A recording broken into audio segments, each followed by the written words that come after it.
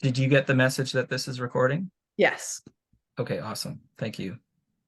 Okay, if you don't mind, I'm going to go ahead. You can see that this this presentation is about TikTok for trades, and I'm an electrician, so I'm in the trades, and I may soon be teaching trades at Vancouver Community College for the School of Energy. There's a new School of Energy being developed there, and I've been writing curriculum for that school for the past year about. So the outcomes for this presentation are fairly straightforward. I just want participants to gain a little bit of insight and cultivate some curiosity into learning through social media, and specifically TikTok, and then recognizing the utility of this as a learning tool, and appreciate that this medium is already used by millions of people. And so engaging with it is pretty popular already, and it basically it's an easy way for education to work its way into the popular zeitgeist. The two words that are key in this are edutainment and micro learning, because of course this is TikTok. So my first question: are you familiar with TikTok? Only because my child is on TikTok. Not that I've used it, but I'm aware of what it is. Okay, fair enough. So hopefully this will be valuable for you. So as I said earlier, I'm an electrician and a contractor, but I always want to know more, especially because I'm working with all kinds of trades on sites. And so I've basically turned to social media to learn more myself.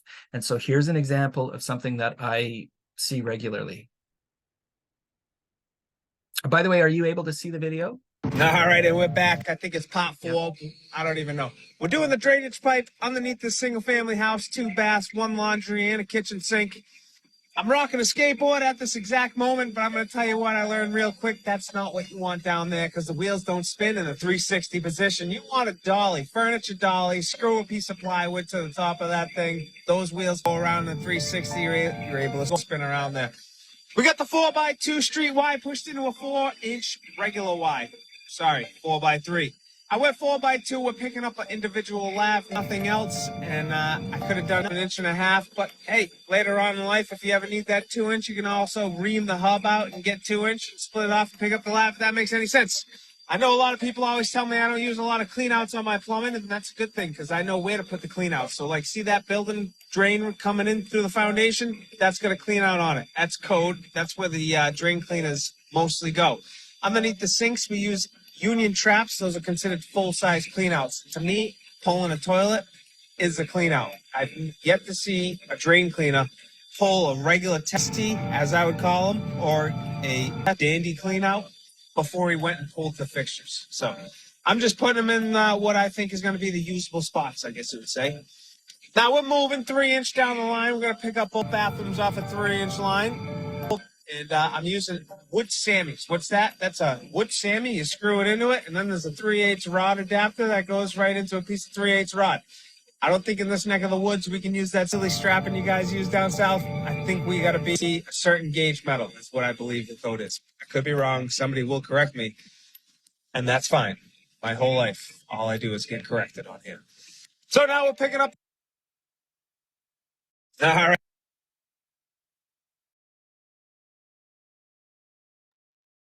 Gonna unmute. Thank you. Sorry. There's a lot of information in that video, and hopefully it wasn't too choppy for you. When you're in the medium, it's usually a lot smoother. But the question is, what is this TikTok? And essentially, it's in the name itself. The TikTok is the medium. So tick is something small. It can also, in many languages, tick also means one or your index finger. Talk is what we're doing now, of course, but it's also the onomatopoeic term for a clock, right? We say tick tock, tick tock, tick tock, tick tock. It's the chime of a clock. It represents time. So what we're talking about here is, small talk in some way, right? And as such, like I don't want, creators know that this is a brief point in time. So generally, creators, utilize this for like 15 seconds to a minute. So they don't use the full 3 minutes to do what they're doing. In fact, the video that you just watched, I cut in half. That gentleman tends to have TikToks that are 3 minutes long. But the smart content creators you keep it as brief as possible. And then in that sense too, as we're dealing with like small talk, TikTok, you don't want to put too much credence into what you see here. So there's perils about that. And so how rapid this is, and you don't have to invest too much in this. And again, the term for it is micro learning. And so let's get into another video that is maybe more appropriate to my industry. All right, guys, so roofers and solar guys usually don't get along because solar guys usually come in, start nailing through the top of the shingles, create leaks. But I'm actually going to give this solar company some kudos, not because of what they're doing, but they actually got up on this roof about to install it, and they realized a couple things. They realized that they put the solar panels on the wrong slope, which is obviously their fault. But another thing they realized is that this roof is just too old to be putting on shingles, and it's in too rough shape. And what I mean by that is they got up here, they started working away at this thing, and they said, crap, this roof is gonna fall apart. So I want to show you guys in this little area, because of how brittle this roof is, it just crumbles and falls apart.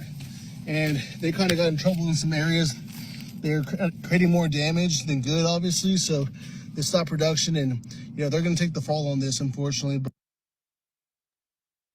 Okay, so that's all right, guys. That's more to my discipline. And so essentially the question is what's in a TikTok minute?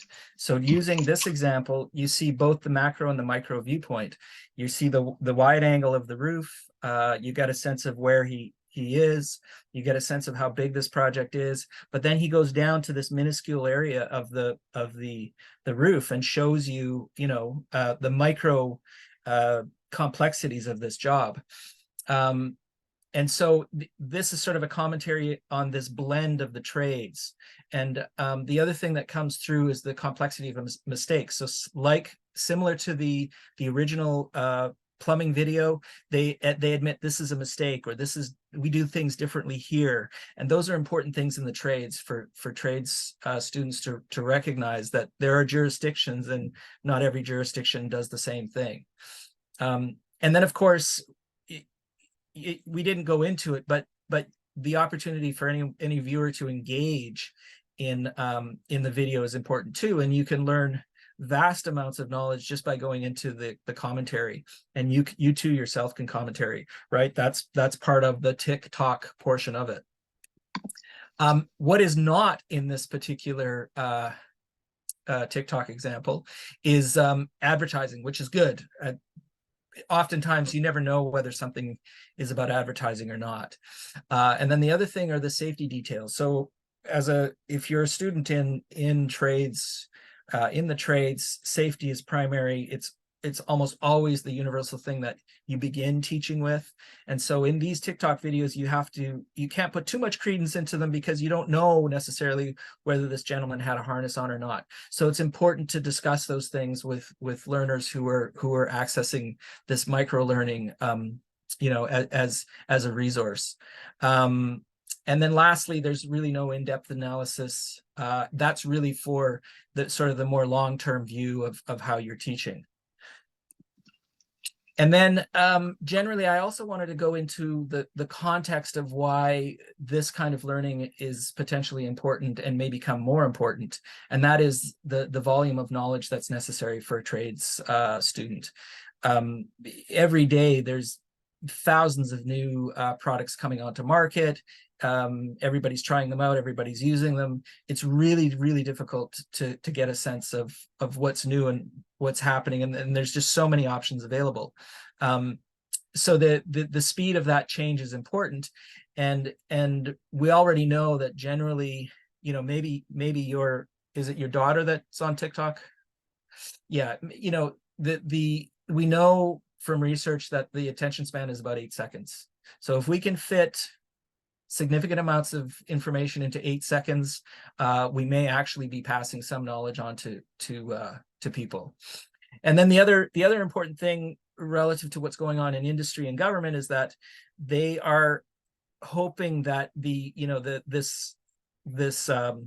built environment is really connected to this idea of a systems approach. So no longer do you have all the trades in their various silos, plumbers and then electricians and then gas fitters. The objective from industry and from the government and from the technology that's coming online is that they need to integrate this knowledge together. So there's not really a sense now where you're in a silo of a discipline like electrician, right? And there's a purpose for that, and that is that the built environment now is really focused on emissions reduction and addressing climate change.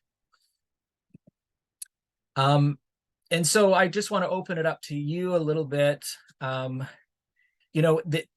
mentioned that Cheryl said that she was going to be here, and Cheryl, I attended Cheryl's presentation a couple days ago, and it was about Zoom. So I thought to myself, well, if I'm going to ask participants of this what they would like to see, is it yoga, cooking, welding, it could be a whole series of things.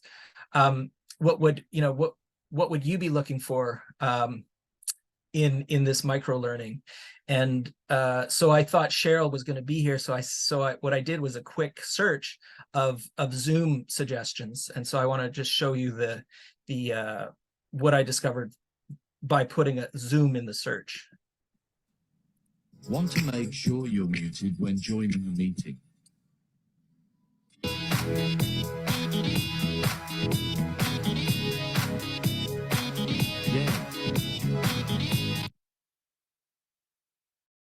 Sorry, that was literally 8 seconds. So it was just to teach somebody how, when using Zoom, if you automatically want the speaker on when you enter into Zoom, you can make that happen simply.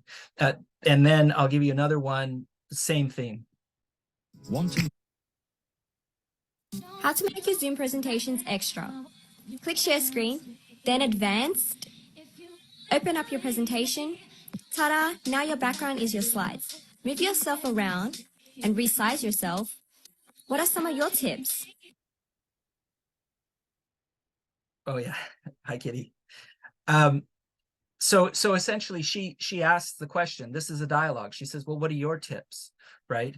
And that's part of that community building platform, right? So I want to go into some of the pros and cons of TikTok and social media, because it's not just TikTok that you could be using. You could be using Facebook or Instagram or any Twitter or any number of social media.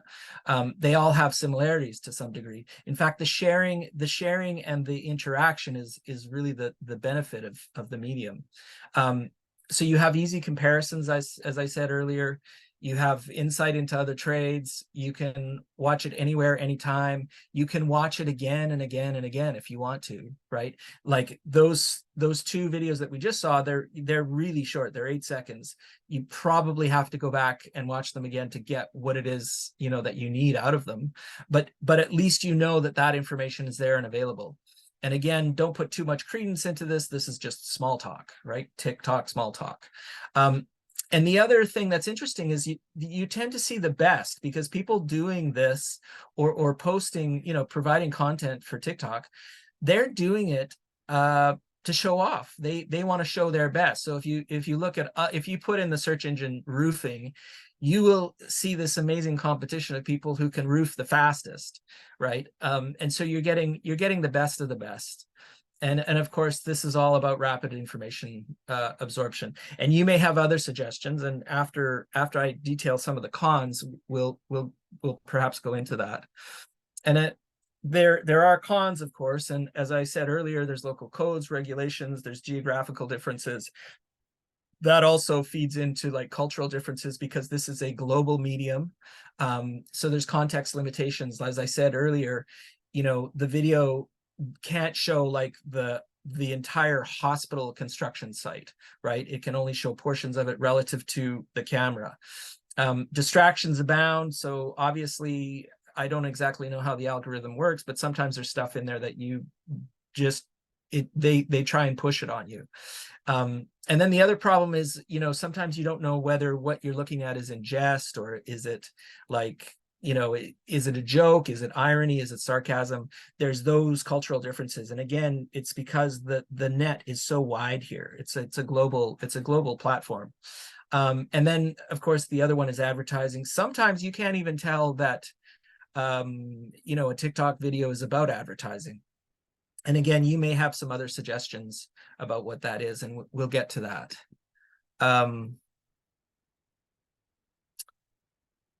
The other thing is, you know what? I don't know if I did start recording, did I? Yes. Sorry. Okay, good. Okay, so then I have some TikTok suggestions for you, and that is, if you're using the medium to teach, you should encourage your learners to do searches, because once they have engaged in a search, the algorithm sort of takes off and provides them more of the same. So that's also important. And then if you're using the medium, discuss and share it. There's all kinds of really interesting things going on. You need to ask those questions to your learners, see what they're compelled by, see what they think is interesting, find out what they have questions about. And then lastly, I guess, you know, as a participant in this, would you yourself create content, and what would that content be about? That's kind of a, you know, a question that is on my mind. I mean, because I'm asking it for myself. I'm considering that in my line of work, I should probably start doing some TikToks too. And then lastly, and we can get into a discussion, this is my last slide. Would you consider, you know, social media as a learning tool? Do you use social media to spark interest? Why or why not? And what's your favorite social media? Why, and what is it and why? And I just want to show you quickly my references, and we can come back to these questions. So now the floor is essentially open to discussion.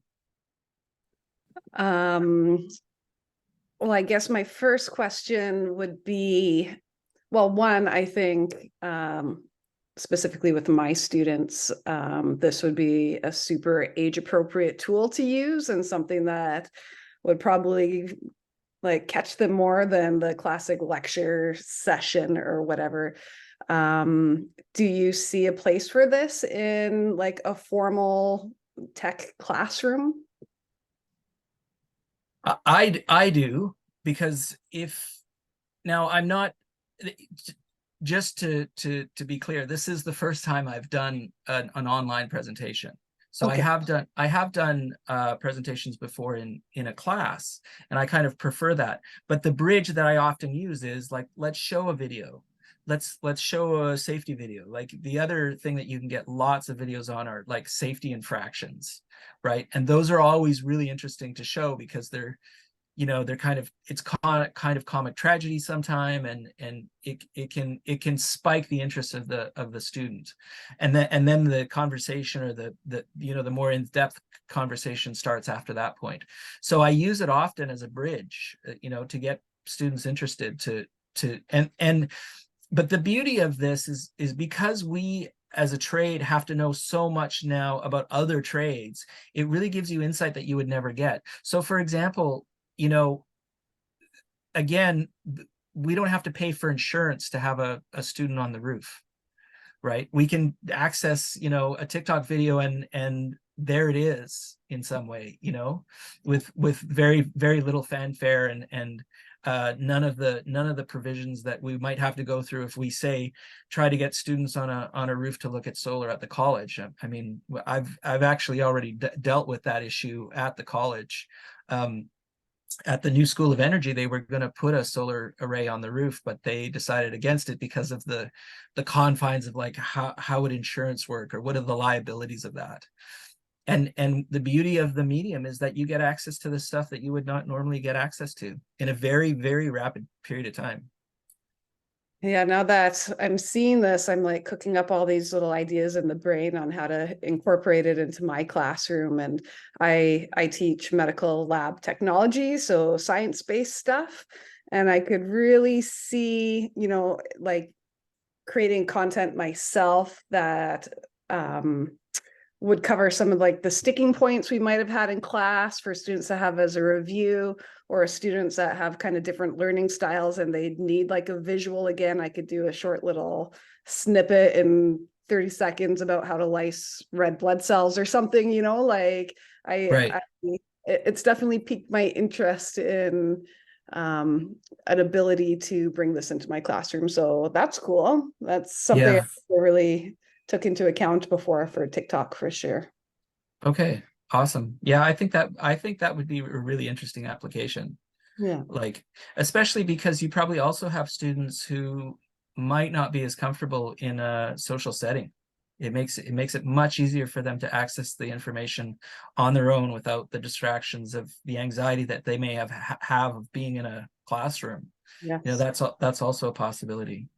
Yeah, but and the one sticking point that I keep coming back to my head is, for an accredited program, I wouldn't want my students looking at TikToks for something, like you said, from a different jurisdiction that may not apply in, Canadian Society of Medical Lab Scientists, right? So Right. that Exactly. that would be, they'd have to focus on my content or an approved content maker ahead of time. So yeah, that's Right. something to consider. Right. Emphasizing that it's just small talk, that don't give these things too much credence. It's just Yeah. an educational tool to start the questions off. I find it really interesting. Because my students, I have apprentices at the moment, and they're very, very hands-on. And oftentimes they will come to me with videos that they found either on YouTube or Facebook that says, well, what about this? Is this really correct? Hmm. And then that starts the discussion to say, well, okay, in that jurisdiction, it's not correct, but in ours it is. Yeah. Or vice versa. And it's great that they have the interest to be searching this out on their own like time frame as well, right? So that's a testament to Sure. interest, which is great.